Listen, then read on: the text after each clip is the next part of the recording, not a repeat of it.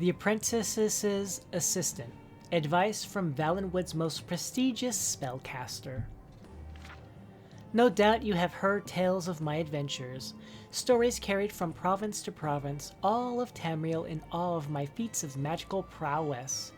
More than once I am sure you have thought, if only I had Aramil's ability, then I too could seek fame and fortune in magic duels. It is true, of course. Great fame and limitless fortune await those who are successful. But to be successful, one needs to learn from the best. That is why you have purchased this book, so that I may teach you. I am, of course, the best. Here, then, is my advice. Follow it, and you too can make a name for yourself throughout Tamriel. 1. To know your opponent is to know his weakness. Infinitely more versatile than a simple blade of steel, a good mage has a wide array of spells at her disposal. More than that, she knows when to best use them. She knows that frost spells can stop a charging beast, or keep a savage brute from swinging his sword. She knows that shock spells can drain her opponent's magicka. She knows that illusion spells can set a group of enemies against each other. Should she find herself in a less than fair fight, an all too common reality when her opponents know they cannot win in single combat, and that there are spells that can save her in a moment when all seems lost. 2. To know yourself is to know your limits. Even the best mage has a finite reserve of magicka. None born yet have been graced with Magnus's infinite reserves of power, and so a good mage does not overextend herself. She makes sure she always has enough magicka to keep herself safe. Failing that, she makes sure she has a sizable supply of potions at the ready. Failing that, she makes sure she always has an escape route. Not that the great Aramil has ever fled a fight, but of course you do not necessarily share her superb natural ability.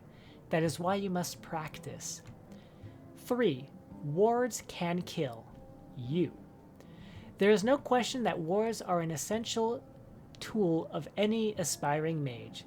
They can block incoming spells, negating your opponent's attack and wasting his magicka. A good mage knows, however, to not rely too heavily on her ward.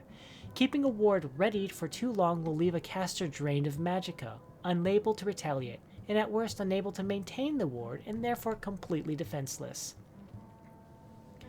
4. Two hands are not always better than one.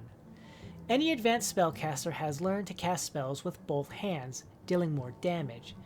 There are certainly times when this is to your advantage, such as when an opponent is already weakened, or when it is likely to draw a bigger reaction from the crowd that has no doubt gathered to watch you. It is not always the best strategy, however. Concentration spells, for example, can often be used on the ground when an opponent is especially nimble. In that instance, using both hands independently can cover more ground at the same time. A mage throwing fireballs with both hands cannot immediately raise a ward to defend herself or heal while she continues to attack. 5. Always rise to a challenge, especially when you know you can win. Remember that your first priority is, of course, to stay alive. Following closely behind, though, is your need to please the crowd. You are, after all, depending on their generosity to fund your adventures. Here, then, more than magic comes into play. If you can gain a sense of your opponent's ability before the duel begins, you can enter into the event with confidence. Knowing that you outclass your opponent is of great importance, as it means you can confidently give the crowd a better show. Likewise, knowing ahead of time that you could very well lose a duel, you are afforded an opportunity to suddenly find yourself engaged elsewhere and be unable to attend the event. By no means do I suggest that I have ever done such a thing. I simply find that my great fame occasionally means I am unable to respond to every single request for a duel. Keep these few things in mind. Keep your wits about you, and you too can make a name for yourself by putting on great displays of magical prowess. Take care, though, for if you become successful enough, you may find yourself facing a challenge from me.